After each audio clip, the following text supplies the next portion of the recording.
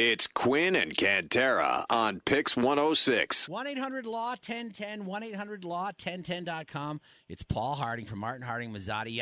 Did you come into work? You strike me as the kind of guy you might have a big home office you could stay in.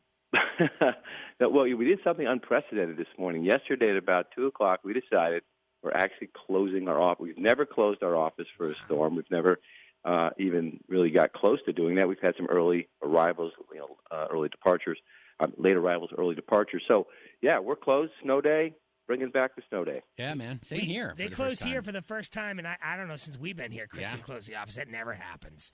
So we wanted Paul. The real deal. We wanted Paul to weigh in on the case out of Johnstown in which a body was found in a suitcase at a farm in Arkansas. It appears the man died of natural causes.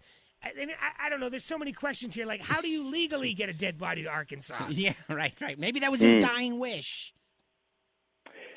Yeah. So, right. Just weird, right? So, they sort of down in Texas, and they're trying to sell some furniture in the back of a truck. Somebody comes by, unzips a suitcase, one of the articles in the back of the truck, and there's a dead body. Ultimately, the police are called, but this couple sort of leave with the truck and the body and kind of leave. And they put the body in the middle of the desert somewhere, but they end up catching everybody, finding the body, right?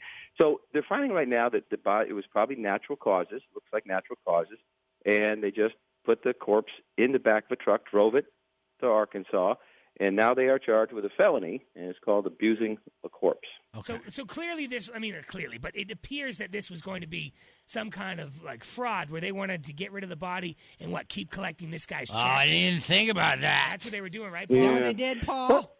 Well, no one knows, right? So it just you just don't have precedent when you have stuff like this. When you find somebody, and they're from Johnstown, right? So it's going to make a national news. They're from Johnstown, just sort of west of us here.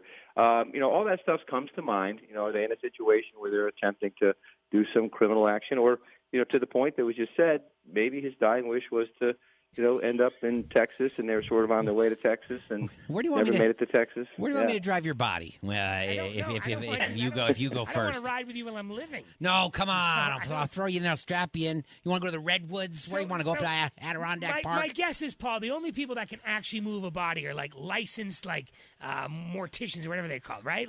Yeah.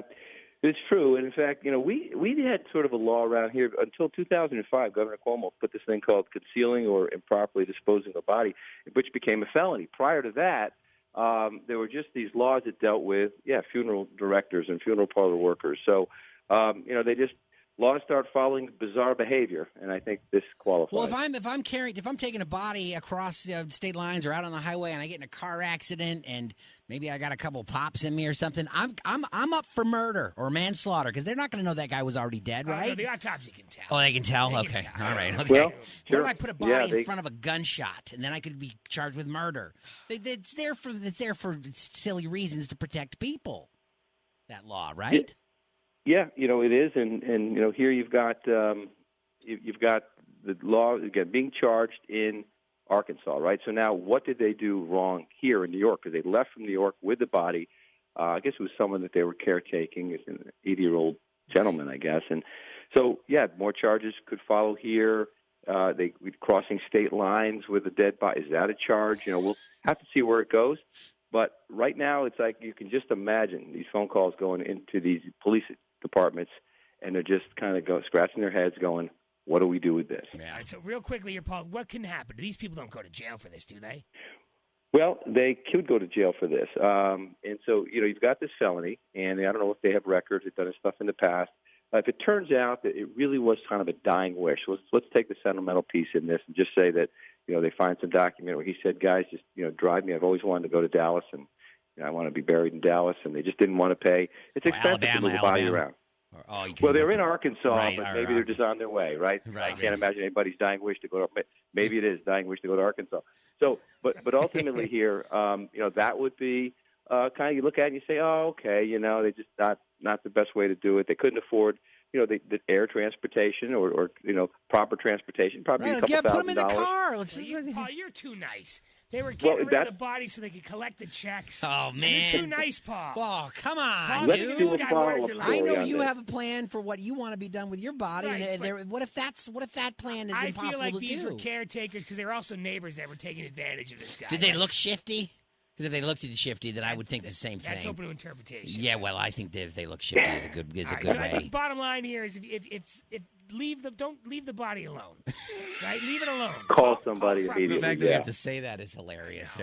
Yeah, call somebody. All right, well, Paul. well, we always wondered, what do we do with a body if someone dies at your house? You call the police, right? Or you call 911 or something. Be a great start. Yeah. Yeah, Yep, good start. absolutely. That'd be a great start. All right. Not putting it in a suitcase in the back of your truck. Sorry to bother you Bad- guys. I mean, bad it's start. we're not in any That's a hurry. bad start. Yeah, but Paul's a professional. but I got a dead body here. Come, at your leisure. Paul Harding from Martin Harding and Mazzotti, 1-800-LAW-1010, 1-800-LAW-1010.com. Pass along our congratulations to Chaz. He's going to have a third boy. Come on. It's amazing. It keeps coming. God. Yeah. All right. Thanks, Paul. Thanks, Paul. Will do. Bye-bye. Quinn and Cantera, mornings on Pix 106. Pix